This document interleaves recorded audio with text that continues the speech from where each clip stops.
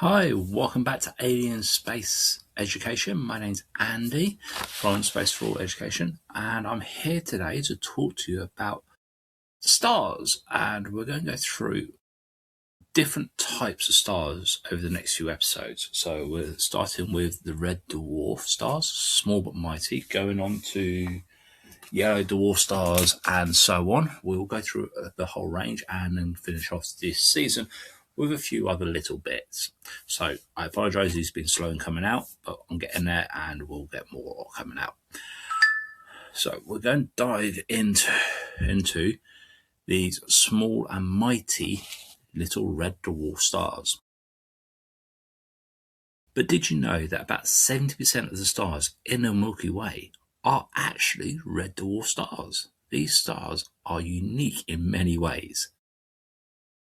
They're small and remarkably long-lived. So they live for billions of years. Yet, despite their modest appearance, they could be one of the best chances of finding life beyond our solar system. So we're going to explore red dwarfs and why they have fascinated astronomers for decades. We'll look at characteristics, what makes them so resilient, and why scientists think they could host habitable planets. For our younger viewers, habitable means planets like Earth. Okay, so let's start with the basics.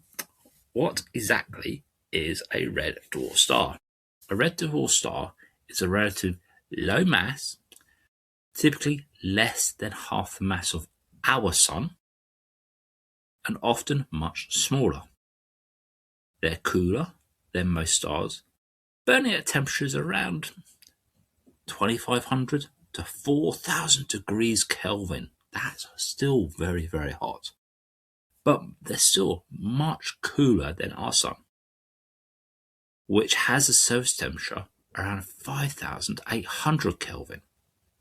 Because of this, they emit a faint reddish light, which is why they got their name as a red dwarf, because of the red tinge they get, because they are a low Kelvin in reference to stars.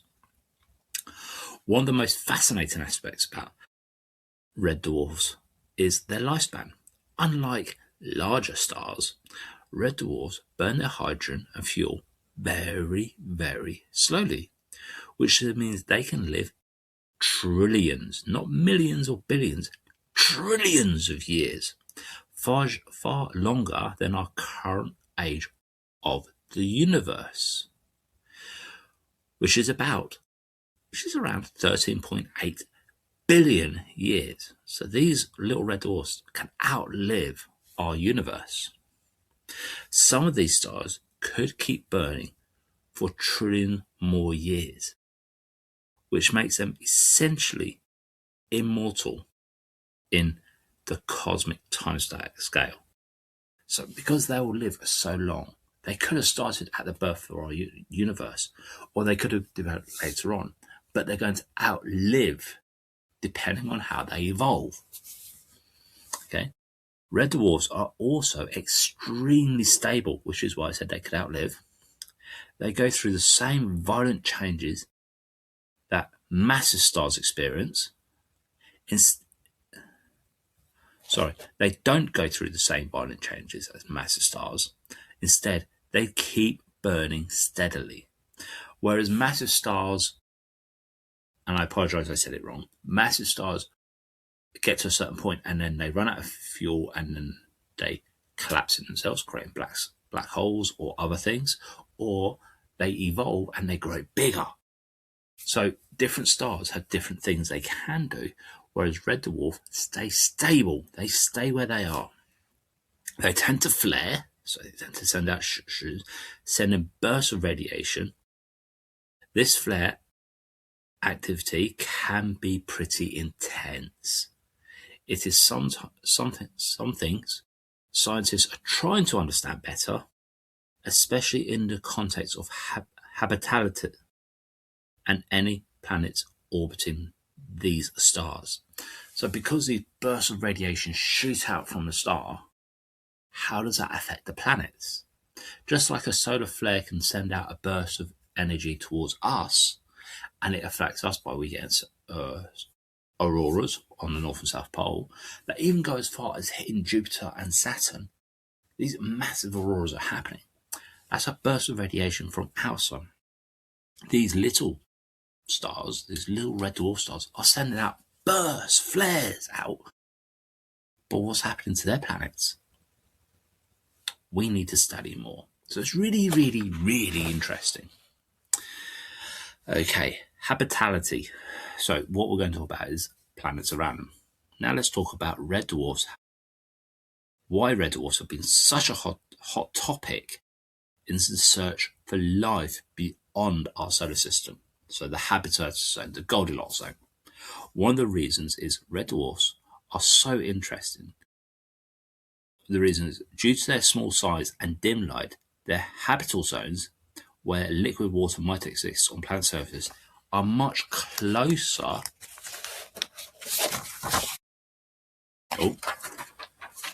to the star than our solar system. A planet orbiting close to a red dwarf star would receive just the right amount of warmth to keep it warm water in a liquid state, which is essentially for life as we know it. However, being close to a red dwarf star can have its drawbacks. Because red dwarfs have often powerful stellar flares, a planet in the habitable zone might be hit by intense bursts of radiation. These flares could strip away the planet's atmosphere or make its surface inhospitable. Despite this, many scientists believe that planets orbiting red dwarfs could still find a way to support life.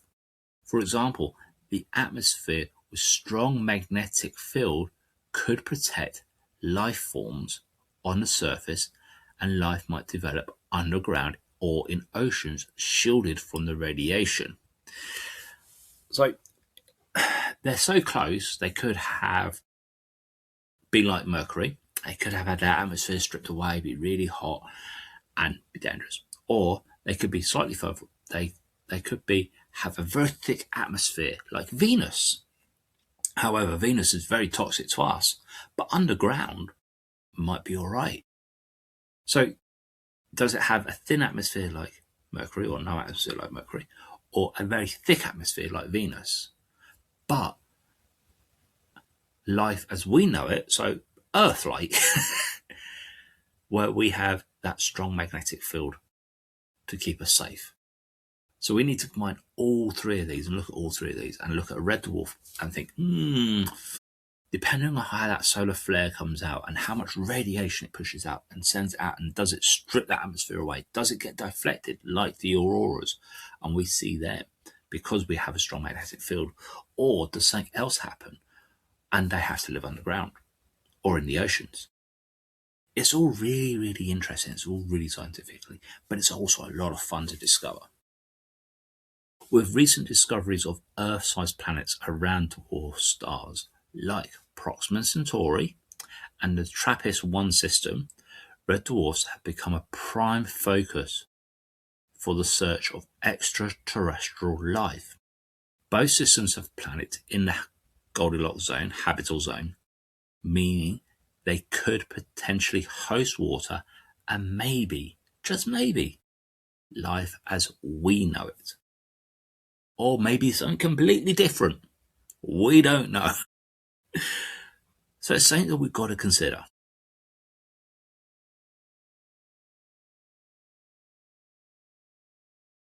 So now we're going to go on and we're going to talk about the red dwarf's roles in the universe's future. Now remember, I said that red dwarfs last trillions of years and the universe is only 13.8 billion years.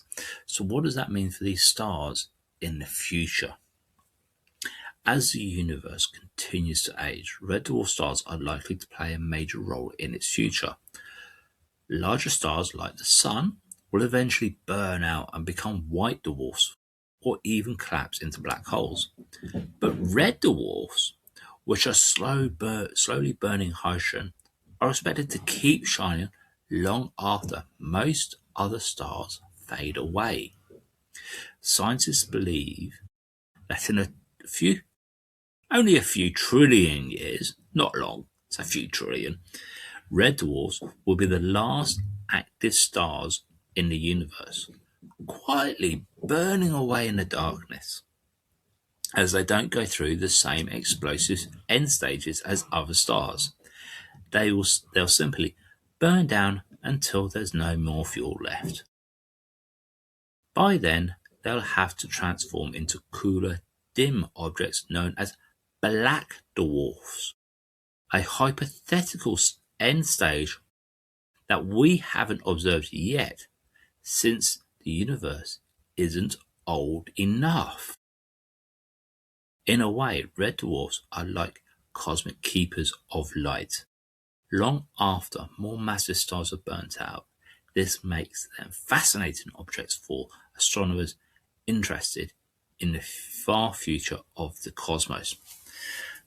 Let me break that down a little bit. That second paragraph. Scientists believe in a few trillion years. These red dwarfs will be the last stars that are available for us to see if humans are still around in a few trillion years. They won't go boom, they'll gradually go out. And the easiest way to describe that is think of a candle. It will slowly burn down and then it'll just slowly run out and it'll slowly get dimmer and dimmer and dimmer and then go poof. That's what's likely to happen. That's the best way I can describe it, make it simple. However, because and when they do cool down, there's going to be something left, and they call them a black dwarf because it's not emitting any light. It'll be a dwarf star, but we won't be able to see it because it's black. So it's a hypothetical. We think this is what's going to happen. It could have happened to other red dwarf stars that we haven't seen that could have run out of fuel very early. We just don't know. But because they're black, we can't see them yet. And we don't know exactly what they're going to look like and how we're going to find them. They say that the universe isn't old enough to see them. Well, yeah, because we're only 13.8 billion years old. Red dwarfs can last up to trillions of years. However, some humans can live 100 years. And as you know, some humans don't live 100 years. Some live 10, 20, 30, 40, 50, 60, 70 or 80 years, or even 90 years. Some live older, some live younger. Who can say stars don't have a similar life cycle? Some will burn out quicker, and if we're monitoring the stars, and as we look at more stars, maybe we might just be able to spot a red dwarf or a black dwarf. A red dwarf turning into a black dwarf, or discover a black dwarf star that's already gone through these stages. This is where scientists, astronomers, such as you, need to look closely at the stars above. The more astronomers we have looking up, and the more we study, the better we'll understand. And that's what I really hope from these podcasts, is that I'm encouraging you guys to look up, think about the universe, and think about what can you do to help. And sometimes it's as easy as getting a telescope and looking up at the stars and seeing what you can discover. Okay. Moving on. Red dwarfs and alien life. We all love talking about aliens. Let's dive a little bit into the possibility of life around red dwarf stars. While intense flares can be challenging, like I said, they could strip away the atmosphere, they could make the planet very hot, or could miss them completely. So life could be on the surface, it could be underground, it could be in the water. We just don't know. The idea of life adapting to such environments isn't as far-fetched as you might think. Think about humans. We have Eskimos that live in cold environments, and we have the Middle East who live in deserts. And then we have people who live in rainforests or forests, tribes and things like that, to urban life like us. We live in a multitude of different environments. So why can't aliens? If a planet has a thick atmosphere, or is most likely covered in water, life forms could be shielded from the harmful radiations. Oceans could even Oceans or even underground environments could offer protection, making life potential more resilient than we might expect. Humans are very, very resilient creatures. We are. Think about all the atmospheres I just mentioned. Think about all the different places we go, where we've been, and we're still here. We still survive. So what can life do? Another creature to look at, not just humans, is think about dolphins. Now you think, why dolphins? Dolphins are one of the most intelligent creatures on the planet. And they swim massively fast. They jump, they do all sorts of acrobatics, but they're highly intelligent. And they use sound waves. So who's to say life can't be like dolphins or other sea life? We just can't. There's just not going to be human-like. Just because life, as we know, we think, oh, it's going to be little green men or anything like that. Who's to say it's not going to be fish-like? Because fish can be hugely intelligent. And with a thick atmosphere, and they could live underground. Think about moles. They tunnel underground and they're practically blind, and they use their hands and they move the soil with their big noses and they tunnel around. Why can't life be like that on another planet? Who's to say what's out there and what sort of creatures are going to evolve from having a thick atmosphere where they can live underwater, live underground? As long as there's water, life will find a way. Okay, so it's really, really important to think, what could the possibility of life be like? In fact, many scientists are working to model what life might look like under these conditions. We might find microbes that thrive in extreme conditions. Think of tardigrades is one of them. Or we might discover that planets orbiting red dwarf stars have an ecosystem that evolved to withstand radiation. So it could be humans like us, or they could be completely different that have adapted to their environment. So they can withstand the harsh conditions of the radiation and still produce a good life for themselves. It's really interesting to think, if you went to an alien planet, or you think about these things, what drawings could you come up with to, say, a tardigrade living in a thick atmosphere? What would it look like? Or maybe if the chimpanzees that evolved into humans, the monkeys, are descendants, how we evolved, what would we look like if we had to deal with that sort of radiation? You got to think, one of the things we happen to a lot of humans is if the radiation from the sun is really, really hot and really, really bright, we get sunburnt. Our skin burns. How do we prevent that? What do we do? What does the earth do to protect us? So if we take primates as a way of evolving on one of the planets that have a harsh environment where they have to live underground or in waters or whatever, how would these primates evolve? What would they look like? Maybe you could draw some pictures or draw their cities. Think about what you might discover and think, you know what, if they're like that, could they be like a sloth? Long arms, slow moving, so they can get through the harsh environment and then crawl down on the ground and be perfectly happy and join a big, massive city where they can have lots of intelligence? Or would they crawl into the sea and have, fins between their fingers so they could swim through the water quite safely and be safe from the solar radiation? And how would they know when a solar flare is coming? And how would that affect them? It's an interesting little project for you guys. Something different for you. Red dwarfs don't just influence life on their planets. They also shape the entire planetary system. Due to their low mass and gravitational influence, they tend to hold their planets in closer orbits, which can cause tidal lock-in.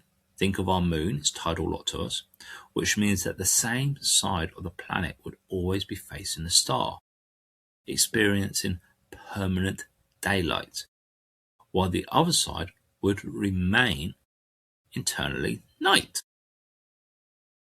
For the potential of life, this could create a unique ecosystem where they might have adapted to either the hot, bright side or the cool, dark side.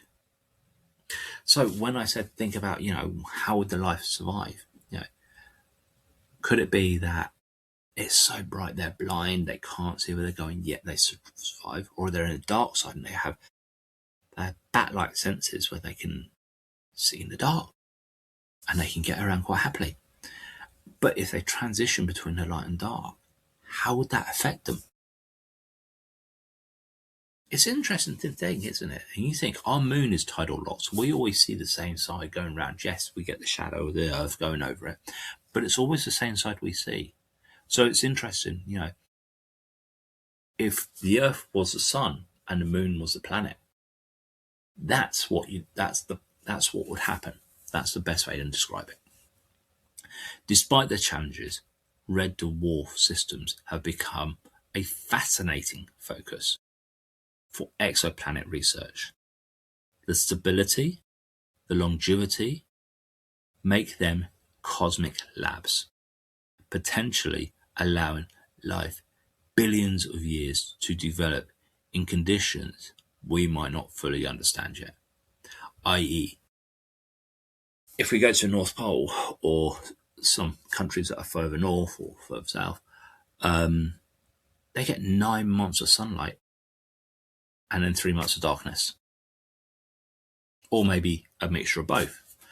Whereas in the middle, where we are in the northern hemisphere, and most of the world actually, we have a daytime and a nighttime every single day.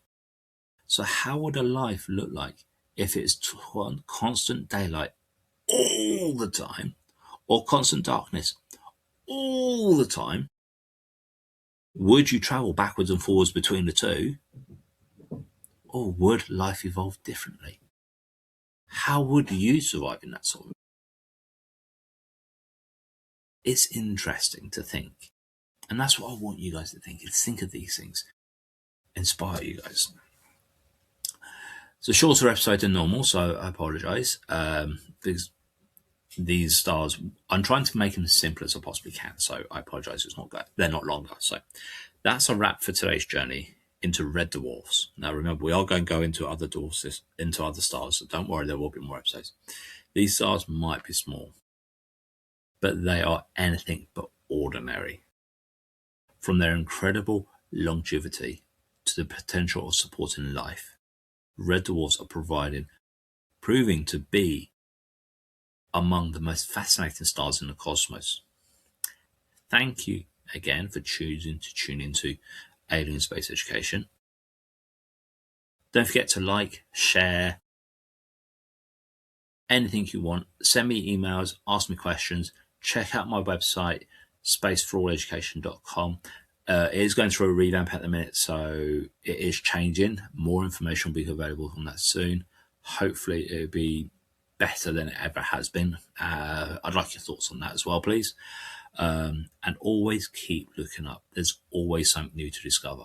So look up and enjoy the stars. Thank you.